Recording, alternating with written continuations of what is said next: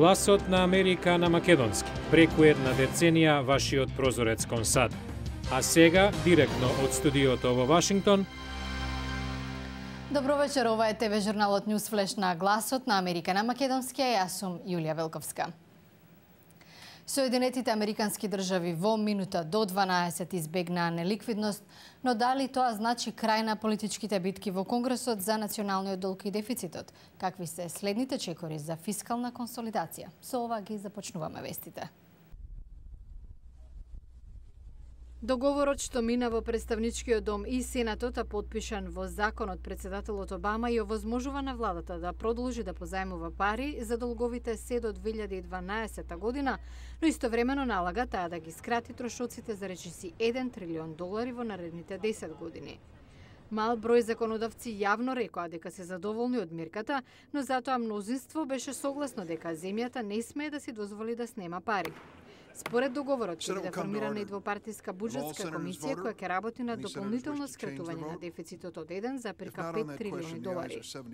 Кредитната агенција Moody's синоќа соопшти дека САД ќе го задржат највисокиот кредитен рейтинг, тројно А, но предупреди дека кредитните изгледи на земјата се со негативен предзнак. Најголемиот странски кредитор на САД, Кина, сигнализира длабоко незадоволство од договорот за долгот во САД. Кинеската агенција за кредитен рейтинг го снижи статусот на САД со образложение дека договорот не сторил ништо за да го реши проблемот. Гувернерот на Кинеската централна банка го повика Вашингтон да преземе конкретни и одговорни чекори за враќање на довербата во американските харти од вредност, подвлекувајќи дека неизвестноста представува закана по глобалниот економски опоравак. Сенатот замина на 5-неделен одмор без да постигне надпартиски договор за обновување на дозволата за работа на Федералната управа за воздухопловство, која е парцијално затворена уште од 23 јули. Тоа значи дека ќорсокакот најверојатно ќе продолжи барем за уште еден месец. На принуден одмор се околу 4000 вработени. Секретарот за транспорт Рей Лахут вети дека контролорите на летови ќе останат на работа и дека нема да биде загрозена безбедноста на патниците.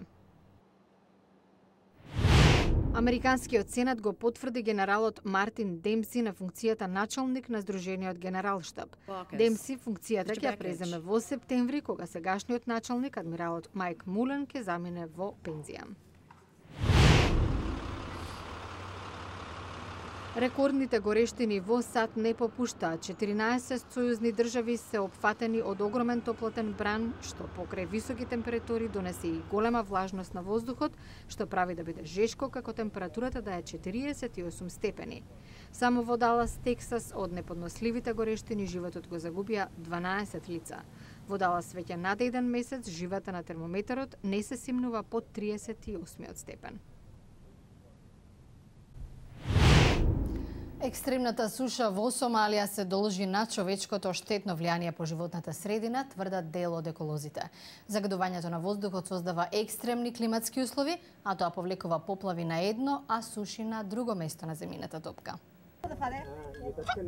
Сезонската суша е дел од животот за милиони сомалици, но годинава таа е екстремна, најлоша во изминативе децении.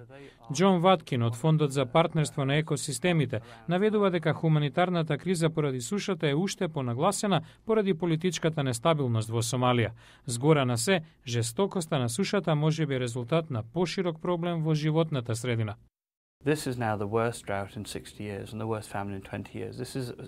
Најтешка суша изминативе 60 и најтешка глад изминативе 20 години. Главно заради тоа што неколку години назад изостана дождот. Ова е одраз на еден поголем глобален тренд – речењето на шумите на светско ниво. Последнава деценија Африка загуби 30 милиони хектари шума, според Организацијата за храна и земјоделство на Обединетите нации. На светско ниво загубата е над 5 милиони хектари годишно, главно преку пренамена на тропските шуми за земјоделски потреби. Боб Винтерботом, директор на Институтот за светски ресурси, акцентира дека штетата направена врз екосистемите на крајот се одразува на човекот.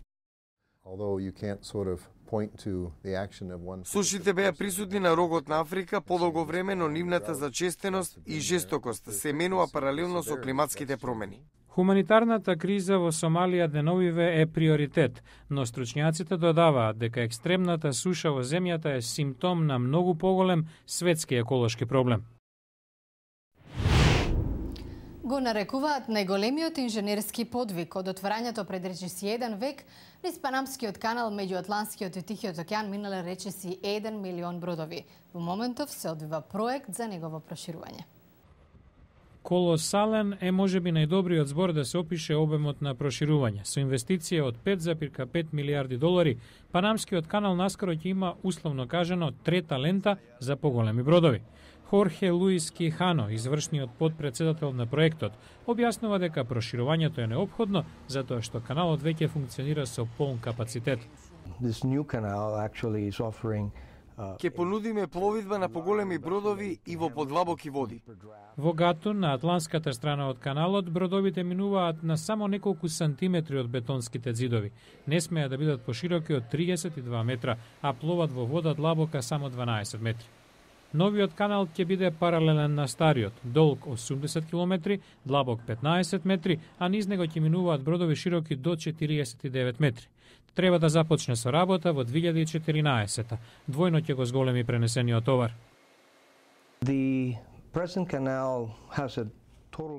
Сега каналот има капацитет од околу 340 милиони тони годишно, што е максимум.